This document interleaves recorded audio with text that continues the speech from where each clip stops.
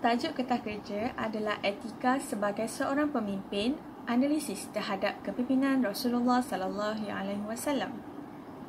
Bermula dengan pengenalan. Definisi kepimpinan beretika adalah kebolehan seorang pemimpin dalam memberi pengaruh kepada pengikut di samping berpegang teguh kepada prinsip moral yang baik dalam proses pengarahan dalam suatu usaha mencapai kecemerlangan suatu objektif. Apakah kelebihan pemimpin yang beretika? Pertama adalah mematuhi undang-undang, mewujudkan budaya accountability di mana setiap individu mempraktikkan sifat bertanggungjawab terhadap tugas yang dipikul, dan akhir sekali gaya kepimpinan yang mengurangkan risiko kepada para pengikut. Dari perspektif Islam, kepimpinan beretika membawa maksud kepada pemimpin yang mampu pentadbir, memberi arahan serta mempengaruhi pengikutnya ke arah jalan yang benar bersandarkan Al-Quran dan As-Sunnah, di samping memastikan keseimbangan antara mencapai kehendak dunia dan kesejahteraan akhirat. Antara ciri utama kepimpinan Rasulullah sallallahu alaihi wasallam termasuklah berwawasan yang jelas, nilai yang baik dan juga daya kekuatan. Konsep etika kepimpinan juga kepimpinan yang beretika. Konsep atau definisi kepimpinan dalam Islam adalah adil, di mana ia bermaksud agama yang merangkumi bukan sahaja ibadat khusus, namun ia juga termasuk dengan suatu sistem yang merangkumi bidang-bidang lain seperti muamalat, sistem sosial dan sistem politik. Keperluan ketua atau pemimpin ini sangat jelas, iaitu untuk menjalankan tanggungjawab dan mengikuti segala syariat Allah Subhanahu Wa Taala. Ia lebih memerlukan dalam tugas pengarahan, menjaga kebajikan umat dan keselamatan seluruh kaumnya. Selain daripada itu, setiap tugasan yang dilaksanakan oleh ketua tersebut hendaklah berlandaskan agama Islam. Rasulullah sallallahu alaihi wasallam sebagai pemimpin telah menunjukkan sifat yang baik seperti berlaku adil. Isteri baginda Sayyidatina Aisyah binti Abu Bakar Al-Siddiq menyatakan baginda bersikap adil dalam segala hal seperti dalam percakapan dan juga perbuatan. Baginda telah menghapuskan diskriminasi kaum dengan melenyapkan semangat perkauman, iaitu as-sabiah. Baginda merupakan seorang yang sangat bijak dalam mengendalikan tugas baginda. Baginda pintar mengatur taktik dan strategi peperangan. Contohnya, antara kejadian yang menggunakan sifat bijak baginda adalah ketika baginda mengetuai peperangan. Walaupun tentera Islam hanya mempunyai 313 orang ahli dalam peperangan Badar, namun dengan adanya strategi bijak yang diatur oleh baginda, mereka telah berjaya menyumpaskan tentera musyrikin atau Quraisy di Makkah yang seramai 1,000 orang. Di samping itu juga, baginda memiliki sifat kepahlawanan dalam ekspedisi peperangan. Baginda sangat menjaga dan mementingkan kebajikan ketenteraan Islam. Baginda juga menitik beratkan keselamatan nyawa dan harta benda setiap penduduk supaya mereka tidak mengalami sebarang kecederaan dan kemusnahan. Seterusnya, marilah kita melihat perbandingan kepimpinan pemimpin Islam dan juga Barat. Kepimpinan rohani dari perspektif Islam adalah suatu proses mencapai objektif organisasi dengan nilai murni serta berlandaskan syariat Islam. Manakala, dari perspektif Barat adalah suatu kepimpinan yang mempunyai nilai-nilai positif dan membantu ahli organisasi mencapai kejayaan pribadi.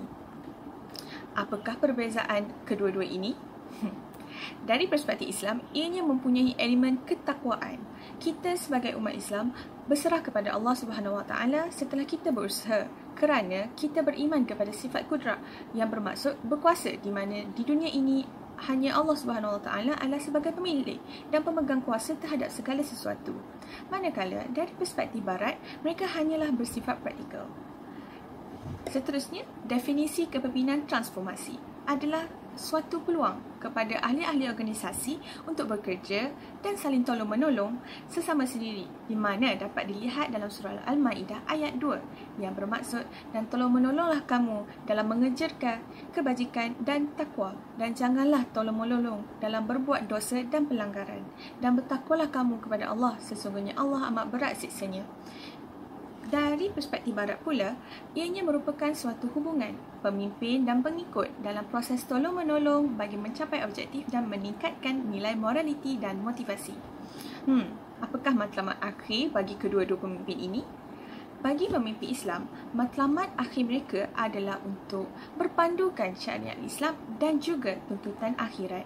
Manakala, bagi pemimpin barat, ianya adalah berbentuk materialistik semata-mata dan tiada unsur keagamaan dan kepercayaan terhadap kehidupan selepas mati. Implikasi kepimpinan Rasulullah SAW sebagai model teladan. Yang pertama, dapat membentuk individu yang bertanggungjawab dalam memimpin sesebuah masyarakat. Kita sedia maklum bahawa 4 sifat kepimpinan Rasulullah SAW ialah berkata benar, amanah, menyampaikan dan bijaksana. Sifat ni boleh membantu setiap individu untuk mengenal erti dan tanggungjawab seorang pemimpin yang sebenar dan bukannya menjadi pemimpin sekadar inginkan jawatan dan penghormatan daripada masyarakat. Yang kedua, dapat beri kesedaran kepada masyarakat mengenai ciri-ciri seorang individu yang layak menjadi pemimpin. Sifat Rasulullah SAW dalam memimpin telah sedikit sebanyak membantu masyarakat, terutamanya yang beragama Islam, menyedari ciri-ciri yang seharusnya ada dalam diri seorang pemimpin. Oleh itu, mereka dapat berfikir dengan baik mengenai siapa yang selayaknya memimpin negara yang mereka duduki. Contohnya, rakyat Malaysia boleh memilih pemimpin mereka sendiri melalui pilihan raya. Dan yang terakhir, ia dapat menjamin negara yang aman dan harmoni. Pemimpin adalah individu yang layak membuat satu keputusan bagi negara yang dipimpin oleh mereka. Oleh itu, mereka yang mencontohi sifat kepimpinan Rasulullah SAW pasti akan membuat keputusan yang tidak memudaratkan rakyat yang dipimpin. Setiap umat Islam juga haruslah menyedari bahawa mereka mempunyai tanggungjawab sebagai seorang khalifah di muka bumi. Kerjasama antara pemimpin dan rakyat dalam memainkan peranan sekaligus dapat menjamin negara yang aman. Banyak cara yang boleh kita lakukan untuk aplikasikan kepimpinan Rasulullah SAW pada masa kini atau masa hadapan.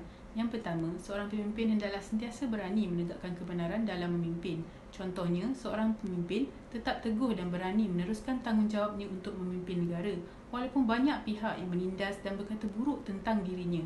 Ini kerana mereka hendaklah sentiasa yakin akan kepimpinan diri mereka. Bab kata pepatah, berani kerana benar, takut kerana salah. Yang kedua, memupuk sifat kecintaan ataupun mahabbah dalam diri semasa memimpin. Kecintaan yang dimaksudkan di sini ialah sanggup susah senang bersama rakyat. Contohnya, pemimpin sentiasa mengambil berat tentang kebajikan rakyatnya, yang senang maupun susah, melalui pemberian bantuan yang selayaknya kepada mereka yang memerlukan bagi menjamin kestabilan hidup. Yang terakhir ialah jujur, iaitu tulus dan ikhlas dalam melakukan tugasannya. Seseorang pemimpin adalah mempunyai sifat jujur dalam dirinya bagi menjamin keharmonian sesebuah negara. Contohnya, pemimpin hendaklah menjauhkan diri daripada kes rasuah, iaitu menggunakan cara yang tidak jujur untuk memperoleh sesuatu. Islam menegaskan kita sebagai umat Islam untuk tidak terlalu taksub tentang konsep kepemimpinan barat, tetapi seharusnya menjadikan Nabi Muhammad SAW sebagai tokoh kepemimpinan. Sesebuah negara itu akan menjadi beruntung apabila negara itu mempunyai pemimpin yang adil dan amanah. Dan pemilihan pemimpin perlu diambil serius kerana ia akan membawa umatnya ke arah yang diredai ataupun tidak. Antara ciri-ciri kepemimpinan yang perlu diimplikasi dan dipernambahbaikkan dalam diri pemimpin ialah ketinggian akhlak, ketahanan dan kesabaran, keadilan, keberanian dan kekuatan fizikal dan mental. Ketinggian akhlak boleh dilihat dari pemimpin yang mendahulukan perbuatan mulia dan mencerminkan akhlak mereka supaya pengikut mula mengikutinya. Apabila akhlak pemimpin itu tinggi, maka rakyat akan mula menghormati dan mempercayai bahawa mereka mampu untuk memimpin negara. Seterusnya, pemimpin memerlukan ketahanan dan kesabaran oleh kerana tanggungjawab pemimpin bukanlah senang. Ia memerlukan tahap kesabaran yang tinggi seperti mana kita dapat lihat pada Perdana Menteri kelima iaitu Datuk Seri Abdullah Ahmad Badawi.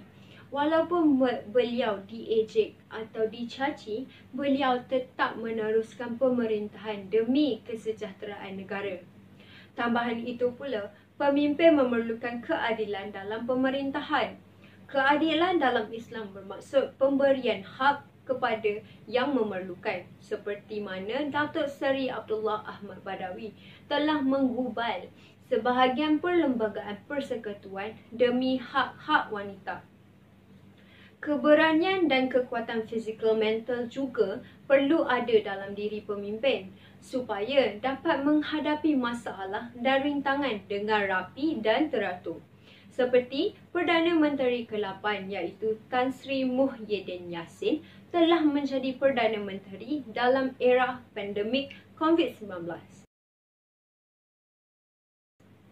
Secara keseluruhan, kepemimpinan yang hebat mampu membangunkan masyarakat, negara dan bangsa kerana konsep kepemimpinan adalah bukan ibadat khusus sahaja tetapi suatu sistem kehidupan. Dalam masa yang sama, konsep kepemimpinan dari perspektif Islam dan Barat adalah sangat berbeza. Kita sebagai umat Islam perlu menjadikan Rasulullah SAW sebagai tokoh yang terbaik untuk memimpin negara. Sekian, terima kasih.